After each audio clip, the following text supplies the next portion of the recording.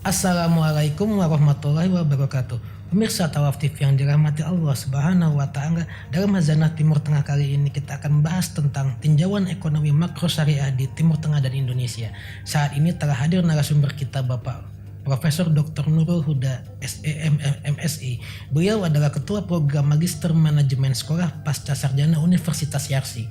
Assalamualaikum Pak Nurul Huda. Waalaikumsalam warahmatullahi wabarakatuh. Apa Mas kabar, Ibrahim? Pak? Alhamdulillah khair. Alhamdulillah. Terima kasih atas kehadirannya Pak Huda. Sama-sama Mas. Pemirsa, berdasarkan laporan perkembangan ekonomi syariah 2014 oleh Islamic Cooperation for the Development of the Private Sector atau ICD dan Thomson Reuters, tercatat bahwa negara peringkat pertama dengan aset finansial syariah terbesar di dunia adalah Malaysia, yakni 423,28 miliar atau 25,5%. Kemudian peringkat kedua diduduki oleh Arab Saudi dengan aset finansial syariah sebesar $338,11 miliar, dan peringkat ketiga ditempati oleh Iran dengan aset syariah sebesar $323,3 miliar. Peringkat keempat Uni Emirat Arab dengan aset 140,29 miliar, kemudian Kuwait dengan 92,4 miliar, Qatar, dan seterusnya sampai Indonesia ada di peringkat ke-9 dengan aset 19,17 miliar. Nah, bagaimana pendapat Bapak terhadap perkembangan ekonomi makro syariah di Timur Tengah di Indonesia ini, Pak? Ya, terima kasih Mas.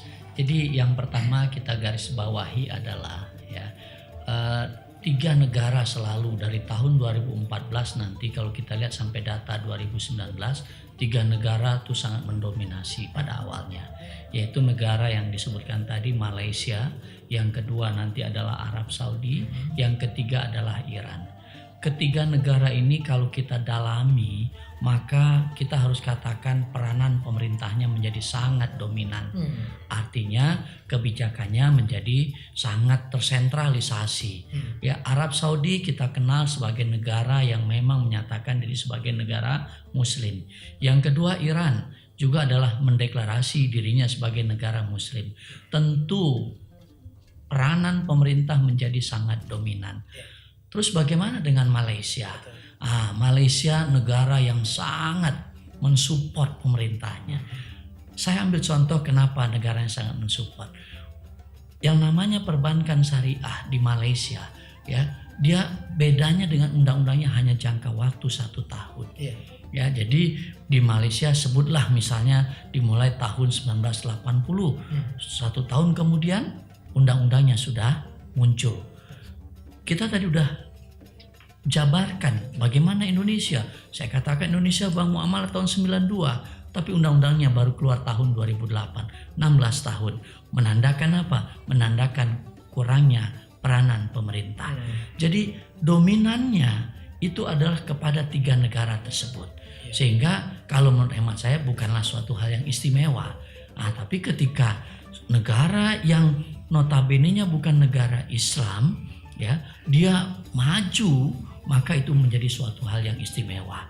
Itulah yang menjadi faktornya. Sehingga artinya apa? Peran pemerintah sekali lagi menjadi sangat dominan. Kenapa ketiga negara itu masuk ke dalam jajaran 3 besar dalam industri keuangan syariah? Ya, jadi kalau kita lihat Malaysia ini memang bukan termasuk negara Timur Tengah, tapi justru bisa nomor 1 ya Pak Huda ya? Betul sekali. Ya, jadi karena persoalan tadi support daripada negaranya. Mudah-mudahan kita berharap ke depan Indonesia bisa meniru negara Malaysia dalam konteks satu hal tadi, support daripada pemerintah. Karena 2 hal yang bisa mengembangkan industri keuangan syariah tadi, pendekatannya. Yang pertama pendekatan yang disebut dengan market driven. Market driven nggak usah ditanya Indonesia. Kenapa nggak usah ditanya? Masyarakat sudah mulai menginginkan untuk menggunakan industri keuangan syariah. 1. Yang kedua adalah dari sisi government driven. Government driven dengan market driven, kalau dia bersinergi maka akan muncul yang namanya industri keuangan syariah yang sangat kokoh nantinya. Sayangnya sekali lagi kita masih dominan dengan market drivennya dibandingkan government driven. Tapi insya Allah ke depan saya punya keyakinan Indonesia akan bisa lead. Dan ternyata apa yang terjadi? Tahun 2019 kita menjadi negara terbesar dalam hal aset industri keuangan syariahnya. Jadi memang diperlukan sinergi antara market driven dengan government driven, bahwa tidak cukup hanya sekedar menjadi pasar saja. Betul untuk sekali. ekonomi syariah. Indonesia sebenarnya nggak perlu berpikir outward looking dia keluar, karena pasar di dalam sangat banyak. Pasar di dalam sungguh sangat menanti yang namanya produk-produk industri keuangan syariah. Kita harus rubah mindset. Bahwasanya yang kalau bicara keuangan syariah tidak harus selalu yang namanya perbankan syariah. Sudah banyak yang namanya industri keuangan syariah. Ya, jadi kalau di Indonesia sayangnya ketika bicara industri keuangan syariah langsung ini adalah perbankan. Padahal kita punya industri asuransi syariah. Kita punya yang namanya multi finance syariah. Kita juga punya industri yang namanya capital market syariah. Ini semuanya sudah menggunakan prinsip syariah. Jadi tidak selalu yang menamai keuangan syariah itu adalah perbankan syariah. Mindset ini yang harus kita rubah. Sehingga supaya industri keuangan syariah akan bisa terus berkembang di Indonesia ini. Apalagi Indonesia sebagai negara berpenduduk Muslim terbesar di dunia ya, Pak. Persis, mayoritas Islam kita dominan. 85% data terakhir kita. Walaupun mohon maaf terus mengalami penurunan dari sisi persentasenya. Tapi ini adalah aset. Jadi industri keuangan syariah harus berkembang karena masyarakatnya siap menampung produk-produk yang ada di dalam industri keuangan syariah itu sendiri. Tadi kita lihat bahwa Indonesia kan ada di urutan ke-9 nih. Betul. Tidak terlalu buruk atau sudah mulai menunjukkan perkembangan yang bagus? Ya, nanti kita lihat di tahun 2019 tadi yang saya katakan semua sektor bergerak di Indonesia. 2019 satu catatan yang namanya pariwisata halal Indonesia nomor 1 menggeser Malaysia. Ada 5 destinasi wisata yang ada di Indonesia dijadikan destinasi wisata internasional dalam konteks halal.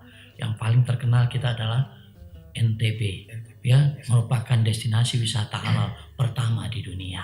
Ini sebuah hal yang sangat luar biasa. Berarti apa? Sekarang tidak hanya industri keuangan syariah, tetapi ekonomi keuangan syariah, kita sebut demikian, mulai berjalan di Indonesia. Tandanya apa? Support pemerintah mulai muncul di sana. Ada yang namanya KN, dulu namanya KNKS, Komite Nasional Keuangan Syariah. Alhamdulillah periode 2019 akhir itu dirubah namanya menjadi Komite Nasional Ekonomi Keuangan Syariah. Jadi kita lihat artinya variannya semakin besar ya Pak ya. Betul.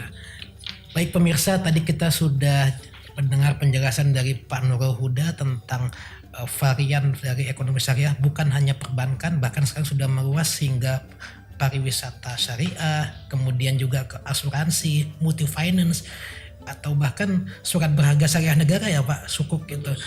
Baik, penjelasan yang sangat menarik dari Bapak Nurul Huda. Kita akan lanjutkan kembali dialog ini. Pemirsa tetaplah di Tawaf TV.